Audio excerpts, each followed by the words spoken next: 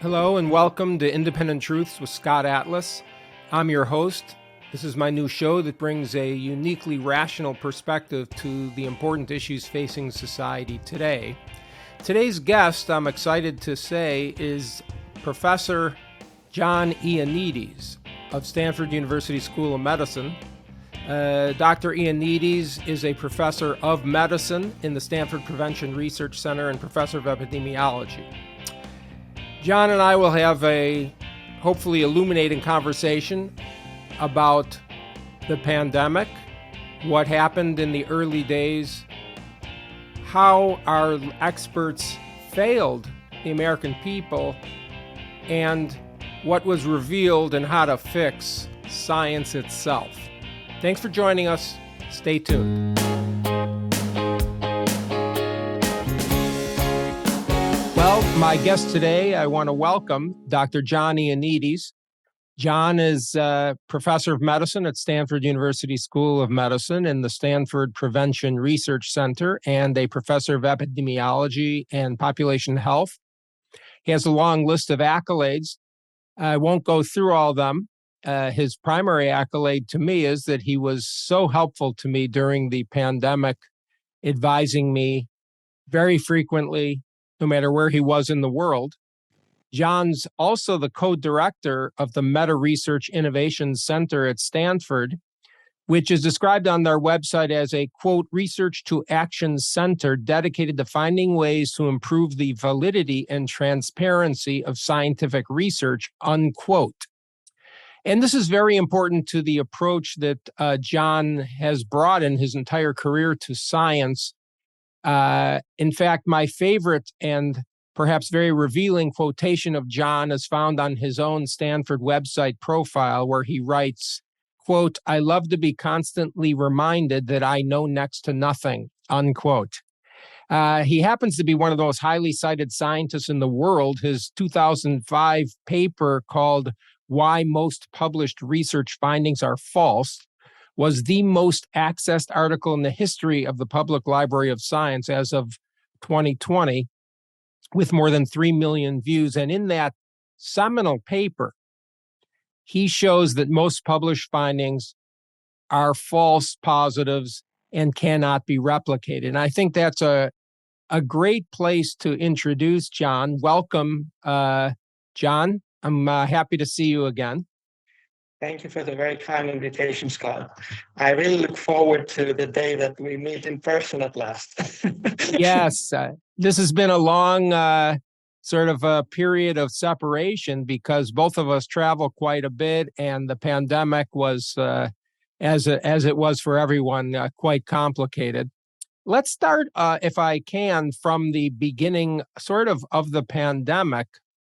And when I say the beginning, I'm going to start with what you wrote, which I think is the most important and most insightful paper in the early days, which was your publication in the publication called STAT on March 17th, 2020, in which you warned about this evolving into what you called a once-in-a-century evidence fiasco.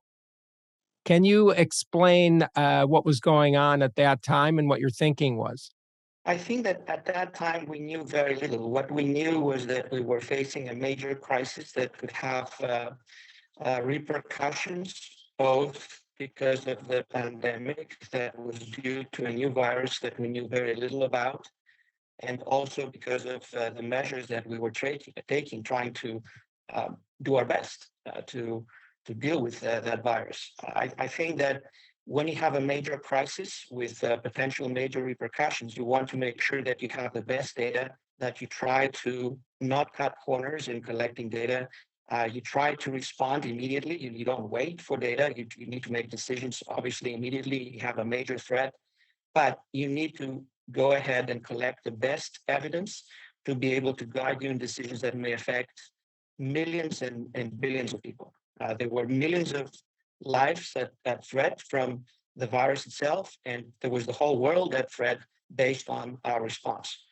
So I was just one among many people who were concerned. I think that that was not so unique. It was something that everybody was in a state of uncertainty. And when you have uncertainty, science is the best thing that you can have if you can get it to work and get the evidence in place promptly.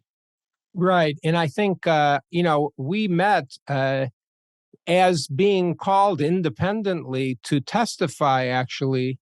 Even though we're both at Stanford, we didn't know each other because Stanford's sort of a big place with a lot of separate places where people work. And we happened to meet as we were both called to testify to the Senate in the spring of 2020. And it was really fascinating how we said virtually the same thing to the Senate, which was, in my view, that first, we weren't considering that the World Health Organization infection fatality rate was highly likely to be wrong because they were only talking about people who were sick enough to go to the doctor as the bottom of that fraction of people who could die, instead of the fact that, as in, almost all respiratory viruses, there's a lot of people infected that are not sick enough to go to the doctor or that may or may not even know they're infected. But also that the policies were sort of contrary to common sense, since, as in most viruses, although not all, you could easily say who was likely to be the high risk. And instead of focusing on protecting them, there was a very draconian and unprecedented policy. And, it all did stem from this sort of reactive policy that was implemented without really knowing the validity of the data. And I think this is what was frightening. Was it unprecedented in terms, not just the draconian nature of the policy, John, but the sort of assumption of something being proven when it really was based on very flimsy or improper data? I think that people threw a very large number of measures against the pandemic, trying to do their best. The background, I believe, was mostly well-intentioned. Of course, there might have been some who had conflicts of interest and some stakeholders who tried to benefit out of the crisis. But I believe that most people who were involved had the best intentions. They wanted to save lives. They wanted to make sure that we have the least impact from such a big threat. However, there's each measure that is being taken. There is the possibility of harming people, even though you try to offer them the best. And I think that many of the restrictive measures made the situation very unfavorable for the most disadvantaged segments of the population. It created a lot of problem for children. It really damaged education. It created a major burden of mental health on top of the mental health problem that is caused just by knowing that there's a lethal virus circulating in the community. And it created lots of other secondary ripple effects that I think we will be seeing their impact even in the longer term. We haven't seen the full story yet, and I do hope that we manage to stop these repercussions even now. So Yes, it was not an easy process of decision making, and I think that that people were struggling. Some people were mostly concerned about how to minimize transmission, and others were concerned about the whole picture, not just the virus, but all the other repercussions that one could get from the virus plus the measures being taken. There were differences of opinion in terms of how closely one should track the pandemic. For example, how intensively testing should be performed. I was among those who were pretty fond of testing because I wanted to have eyes on the virus, and I also wanted systematic testing so that we know exactly where the virus is hitting and how it is spreading. Based on our early studies that we did at Stanford, and several other teams did that, we showed that there's many people being infected who don't realize that they're infected. There's a lot of asymptomatic infection. Apparently, there was also asymptomatic transmission in order to have so many people infected without even noticing. So I felt that we needed to have close eyes on the virus do our best, certainly protect those who were at high risk because for them, infection could be devastating, and try to maintain normality as much as possible and not create extra problems. So it was a balancing act. And I think that this is where tension arose between people who had perhaps not very dissimilar perspectives, but they put more emphasis and more priority on one side of the equation rather than the other.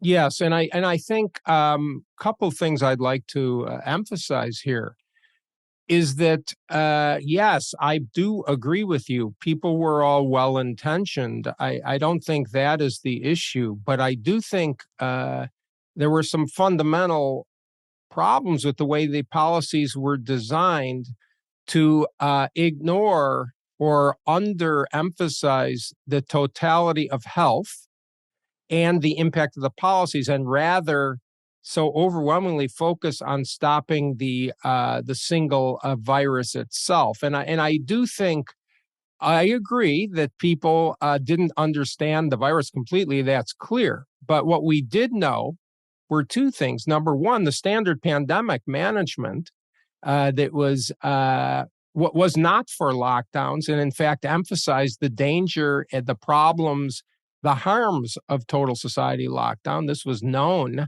and understood, I think, in the community, but also in the scientific community.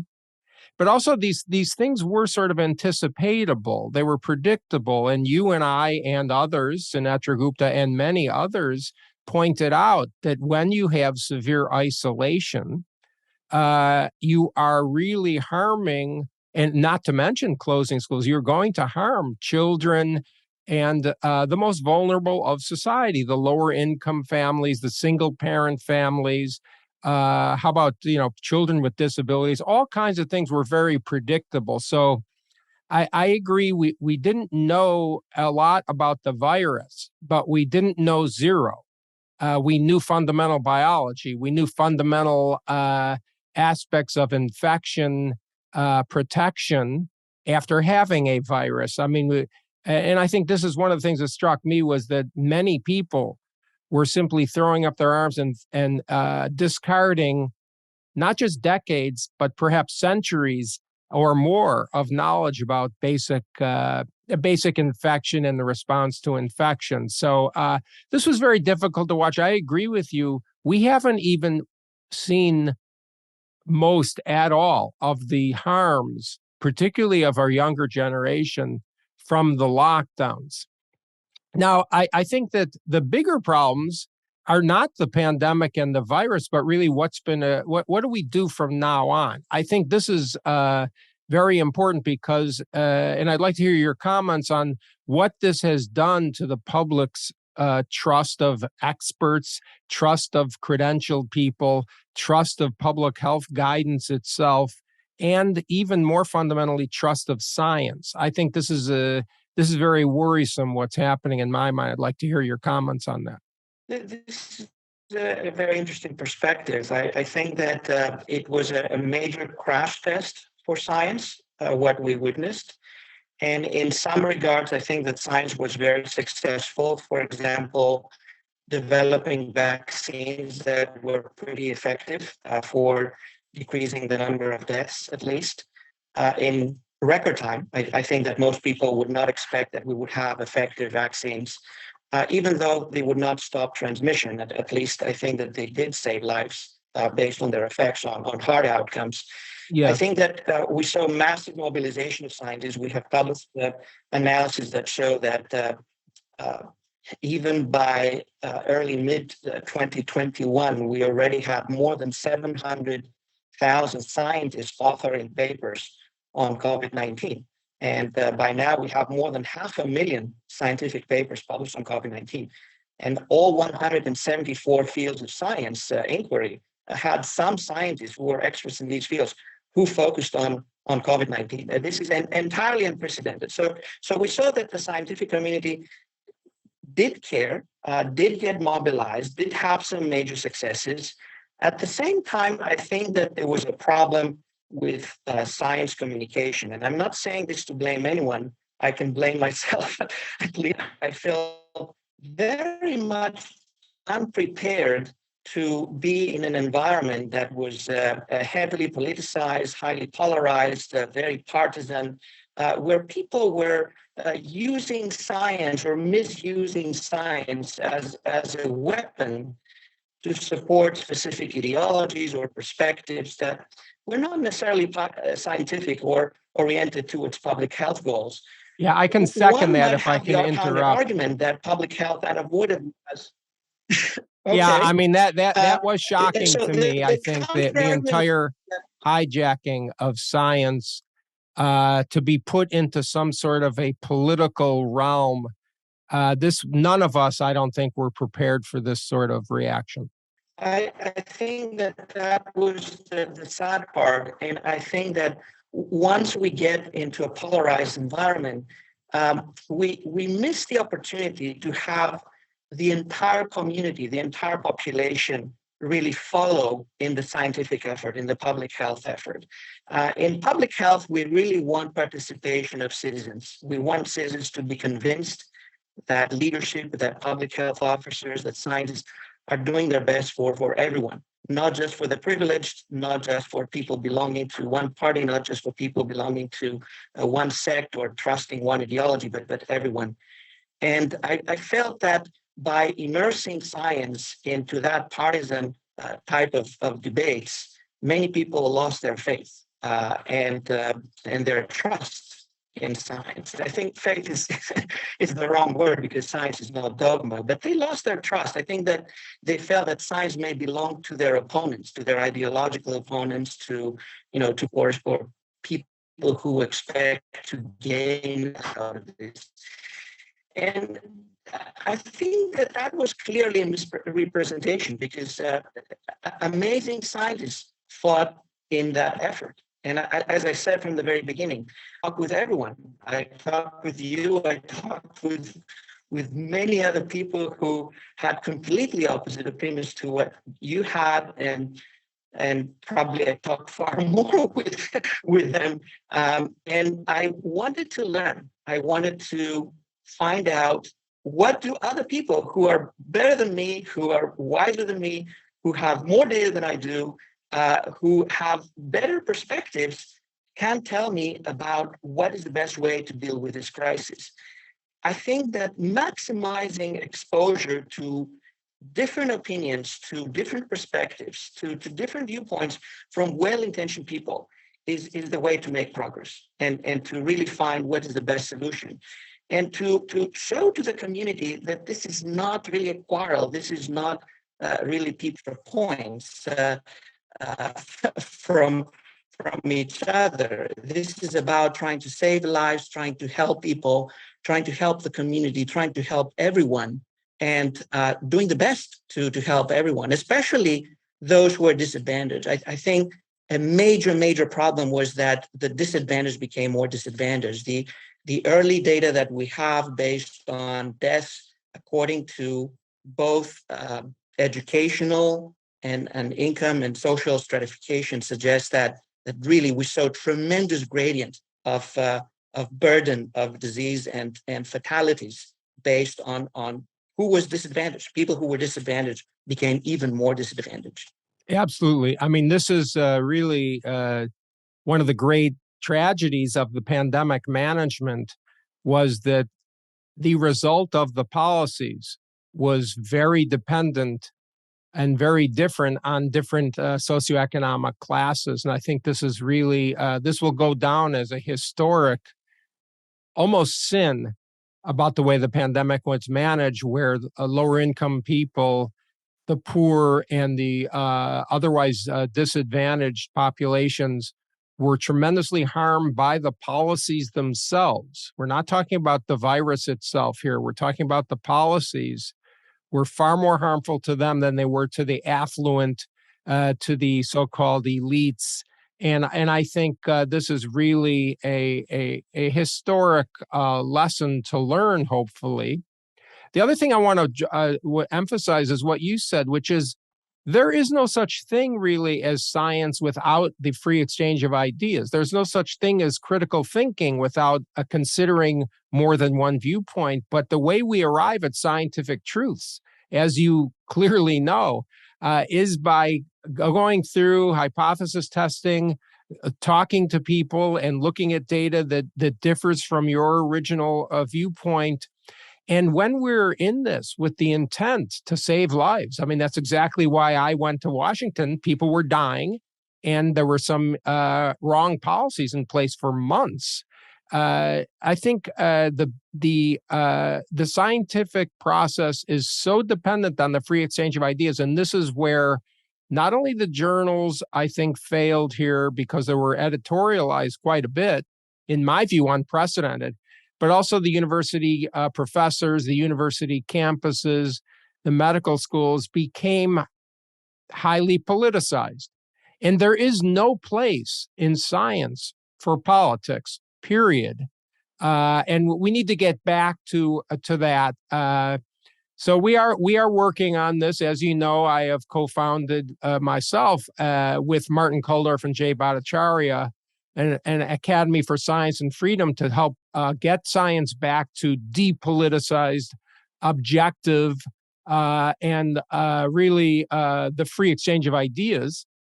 And actually, I'm saying this partly because I hope you will be involved in that, and I look forward to working with you.